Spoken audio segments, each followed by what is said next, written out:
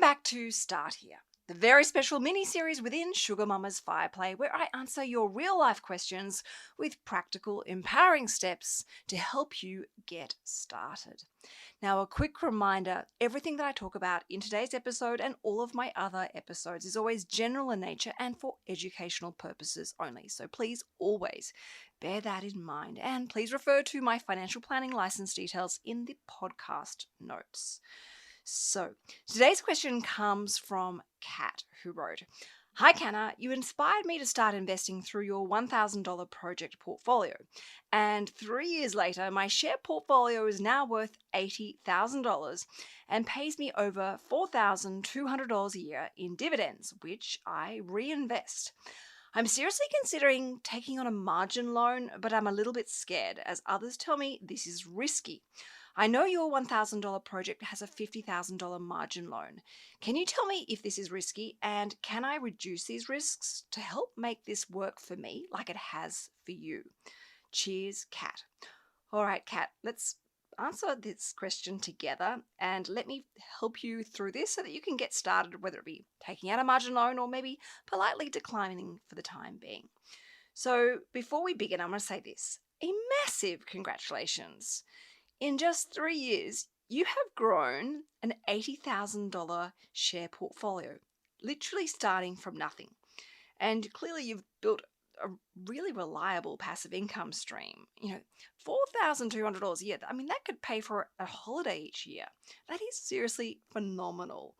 And you've clearly done all the hard work. You've been consistent and you've shown exactly what discipline can actually achieve. All right, so now it sounds like you're at the next level. There's a bit of a shift, a bit of a breakthrough ready for you. And that is, of course, leveraging your portfolio with the consideration of a margin loan. And yes, these people are right. It can definitely be risky. But the thing is, with knowledge, the right structure, and the correct boundaries that you put in place, these risks can actually be managed in a really proactive and responsible way. So today, I want to explain what a margin loan is for our other listeners. I also want to explain why margin loans are considered risky. And I'm going to share with you the 7 strategies that I personally use for the $1,000 project, which has a margin loan, to help proactively manage those risks. So let us begin with Start Here.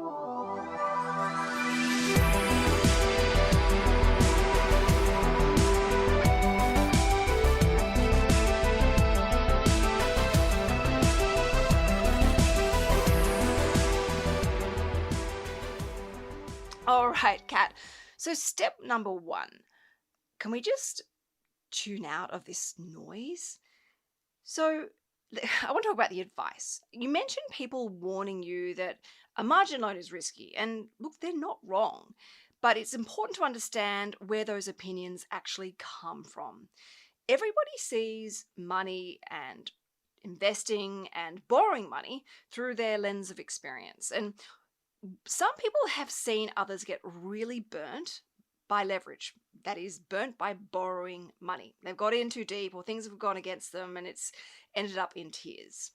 Now, others may not actually understand what a margin loan really is and how it actually works. And most of the time, these people genuinely care about you. They're coming from a good place and sharing this advice, but they don't necessarily know your goals, your experience, like how much you've got necessarily invested, or even like what your risk profile might be. So whilst they have these well-meaning opinions, I recommend taking them with gratitude, but also caution. You're the one that's doing the homework. You're the one that's building your wealth creation strategy and taking responsibility and stepping up. And this is your money. So please make sure that you are basing your final decisions on facts, not on fear that has been planted by other people who don't necessarily know all the facts. So, all right, now that I've cleared that, we can keep going. So first of all, for the listeners who aren't quite sure what a margin loan is or just want a little bit of a refresher, a margin loan is simply borrowing money to invest. And a margin loan is typically just for shares, including like listed investment companies and ETFs, but typically shares. And the margin loan lender uses your existing share portfolio, whether it's LICs or ETFs, as security, and then lends you additional funds to help you buy more. So, for example, Kat, you said you got $80,000 in shares, and say your lender allows, say, a 50% loan to value ratio or LVR, you could potentially borrow up to half of that. So, obviously, $40,000. That then gives you a total portfolio of $120,000. So, $80,000 of your own equity, which is what you've built from nothing, and then you've borrowed $40,000. Now, if markets rise, say 10%, your $120,000 portfolio becomes $132,000. So you've got a $12,000 gain on an $80,000, $80,000 of your own money and that $40,000 loan. That's the power of leverage. And of course, the more that you are investing, the more shares that you are buying, the more passive income streams that you own. So hopefully the goal is that you're not just earning $4,200 worth of dividends, you're now earning, say, $5,500 worth of dividends. So the goal is obviously to use this strategy to help grow your dividends. But here's the risk. If markets were to, say, pull back by, say, 10%, your $120,000 share portfolio is now worth $108,000. But you still owe that $40,000 from the margin loan. So suddenly your equity has dropped to $68,000. And that's the true risk. Leveraging can amplify both the gains, but also the loss. So the pendulum swings both ways. So why is this risky? Like, what's the problem? Well, it really boils down to something called a margin loan. When your portfolio's value drops beyond or below a safe LVR, and the lender will basically pick up the phone, send you a text message, or send you an email, or all of the above, and they will demand that you either repay part of that loan of $40,000, or if you can't repay part of that loan to reduce the LVR, you have to then sell some of the shares immediately. Now, if you're forced to sell your shares during a downturn, you potentially run the risk of locking in losses, and you can permanently damage your wealth building momentum, which is obviously you want to avoid at all costs, but that doesn't mean you don't do this. So that's why I treat margin loans with so much respect. And, this is why I took out that $50,000 margin loan so conservatively, I think 6 or 7 years ago.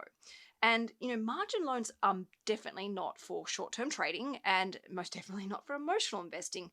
They're for investors that are disciplined, they've got a long-term focus, they've got a good, strong cash flow, they're looking to build that passive income, and they're really good at planning carefully and staying in control. So I want to move on, now that we've explained that, I want to sort of focus now on how to actually proactively and responsibly reduce the risks that come with a margin loan, because you actually can reduce these risks so that a margin loan can actually work to your financial advantage and you're not carrying the same amount of risks that maybe other people are. So I'll talk you through each of these 7 steps or things to consider. So the first one is to keep your LVR under 50%. Now, this is your, call it safety margin. If your lender allows, say, a 70% LVR, don't be, tempted to borrow more. Try and keep it conservative. Try and keep it at 50% or a little bit lower. That means for every $80,000 you've invested, you borrow no more than $40,000. Now, of course, as your portfolio grows over time, you can increase that loan, but make sure you're doing that in proportion of your portfolio's growth. By staying around this 50% LVR mark, your portfolio could fall approximately, say, 25 to 30% before you even come close to getting a margin call, which gives you some really safe breathing room. It gives you the space to ride out, the normal short-term market volatility without having to panic or without having been forced to go and sell. So you can think of this as a bit of a sleep well buffer that keeps the leverage working for you and not actually against it. The second thing is to stress test your cash flow. Before taking a margin loan out, and I did this, I remember doing my numbers, I felt like it was just the other day that I did this. You've got to check your numbers. You've got to run your budget. You've got to run your cash flow. And you ask yourself this: could you still afford the margin loan repayments if interest rates rose by 3%? Could you still manage your portfolio if these dividends were reduced or even cut? Now, if the answer is no, doesn't necessarily mean don't borrow, but it means maybe don't borrow as much.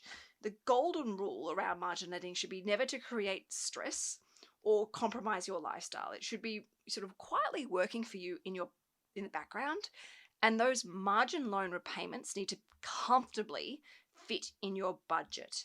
So that is extremely important. You've got to service that loan and quite possibly slowly pay that margin loan off. The third thing is to draw down your margin loan slowly. A lot of people don't realize this, and they kind of look at the big picture and don't realize you don't borrow all the money necessarily in one big hit. So when you get your margin loan of, say, $40,000, you need to know that you don't need to draw that full amount straight away. So you've got the $40,000. You might maybe just want to start with borrowing, say, $20,000 of that loan, or $10,000, or even $5,000 per month. Add to your portfolio and borrow for your portfolio gradually, and just take it slowly and steadily as you feel comfortable. And you can actually see how margin lending really works and how it actually works for your financial goals, or perhaps not.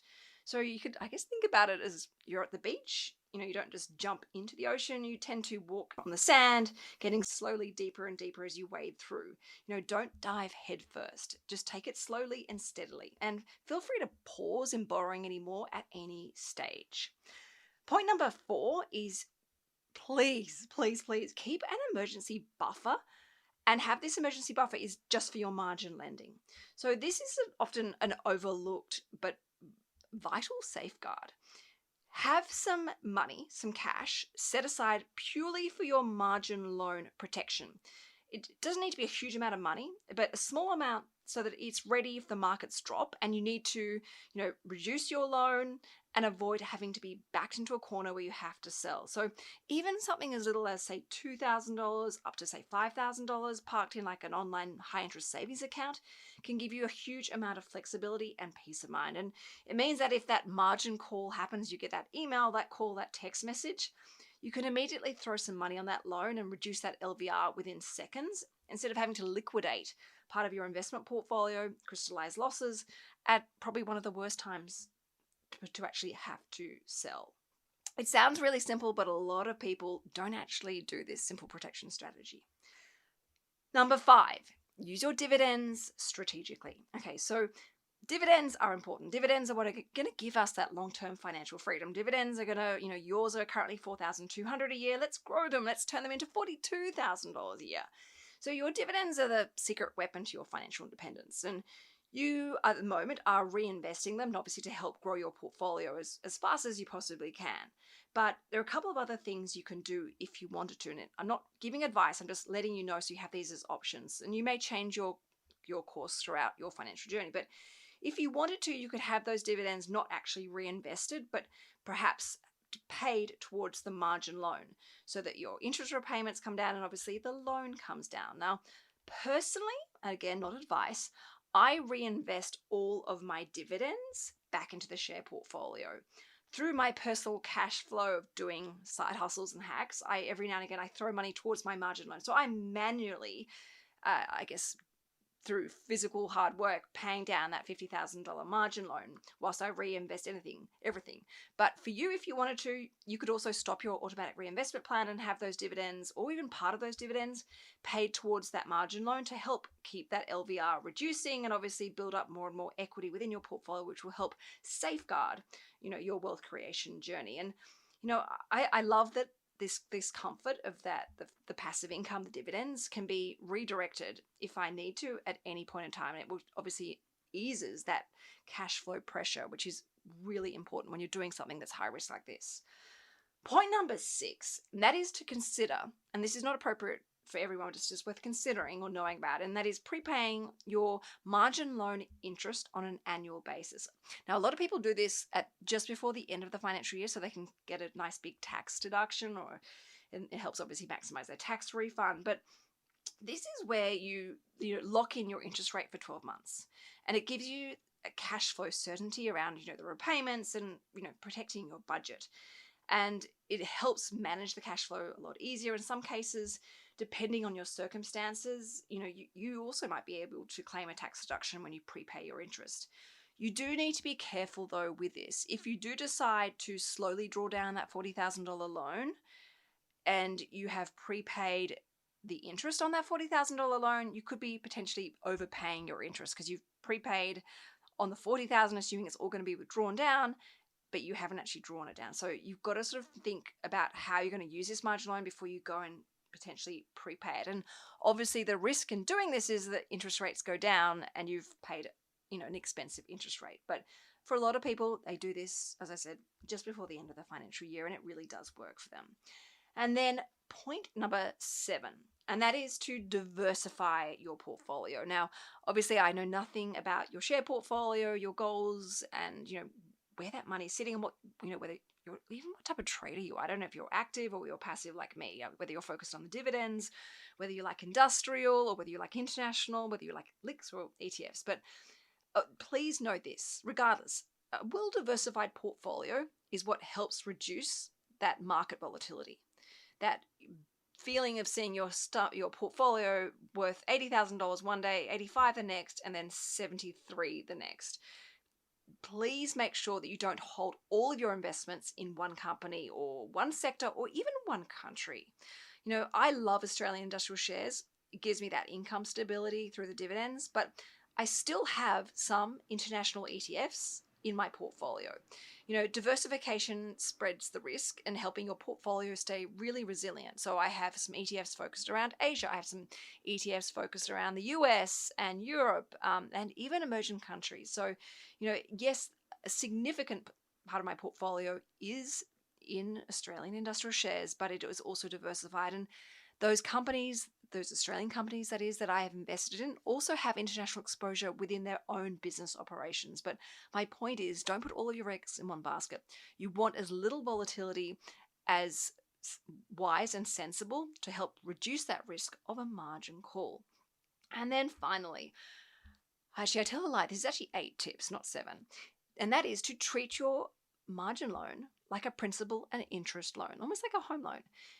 Margin loans are often interest only. That's the most common setup that people pick when it comes to the, margin loan. And the margin loan that you may go with may only have an option to have it as interest only. But personally, I like to make voluntary, like small once-off payments, lump sum transfers to my margin loan wherever and whenever possible. And actually even my interest repayments or my direct debit that's set up is actually a little bit more than what the interest is. So even with just that automatic direct debit, that margin loan is slowly and steadily coming down. And even, if I'm talking like $100 extra a month or $70 extra a month, at the end of the day, whatever you're putting onto that margin loan as an extra repayment reduces the debt, and it's only going to strengthen your equity and give you greater flexibility if markets dip.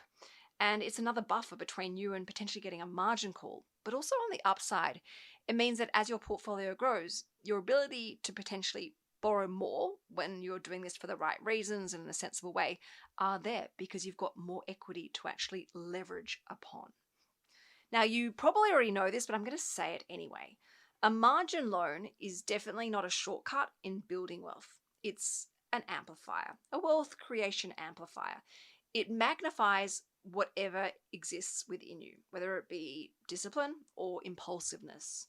So you've got to be really careful in using this tool. And if you're not ready, that doesn't mean don't necessarily do it at all. It means perhaps wait until you are 100% ready. Because when you do use a margin loan, you've got to be consistent. You've got to be patient, and you've got to be focused on that income and what helping make that income grow whilst managing that debt and the responsibility that comes with that debt. And if you can do this, it becomes a very powerful tool for your financial independence and to be able to help you hopefully retire early. However, if you are someone who is, highly emotional when it comes to investing, you're impulsive, or you're someone who maybe follows trends and the hype, perhaps this strategy may not be right for you. And I would hate for you to take something on and then have it backfire. So really think it through and obviously go and get some advice when in doubt. And you've got to remember, margin loan mindset, it's about staying calm, focusing on the long run, being really disciplined when it comes to your investing and managing debt, and really respecting the boundaries and the rules so that you can actually use this to your financial advantage. So, Kat, you've clearly proven that you've got the discipline because you've built an $80,000 from portfolio literally from nothing, and you already have $4,200 a year in passive income coming in through dividends. Like, that is incredible. That is so inspiring. So if you want to explore margin loans, please make sure you do it with the same care and patience that has helped you get to where you are today. Keep your LVR conservative, make sure you diversify your portfolio, have that emergency buffer, stress test your cash flow and budget before you borrow. And remember, this is definitely not about chasing faster returns or being greedy and trying to grow your portfolio for the wrong reasons. It's actually about building long-term sustainable passive income through the dividends, which you accumulate from owning more of great quality businesses. So again, just a reminder, in doubt, get professional advice before you take on any form of debt. And thank you, by the way, for sending in this brilliant question and for sharing your incredible success. It's going to help so many people who are curious about margin lending, but are unsure of exactly where to start. Now, for everyone who's listened to today's episode, thank you for tuning in. But can you do me a huge favor? Actually, I have two huge favors. Can you please go and share this with a fellow investor friend of yours, or tag me on Instagram at Sugar Mama TV or even Canna Campbell Official, and tell me what you're building on your own financial journey, because I love hearing about what you guys are doing, and I love to hear what's working and even what's not working, because you never know, I might be able to help you through your own Start Here episode. So I will link in the podcast notes how to reach out to me, how to send through your own Start Here question, because I want to make sure that you keep going. You keep going from strength to strength with your financial journey, and you reap all the amazing benefits, the intangible benefits from working on your financial well-being. All right, everyone, I will see you next time on Sugar Mama's Fire Play this Monday morning at 5 a.m. as per usual. Have a fantastic weekend.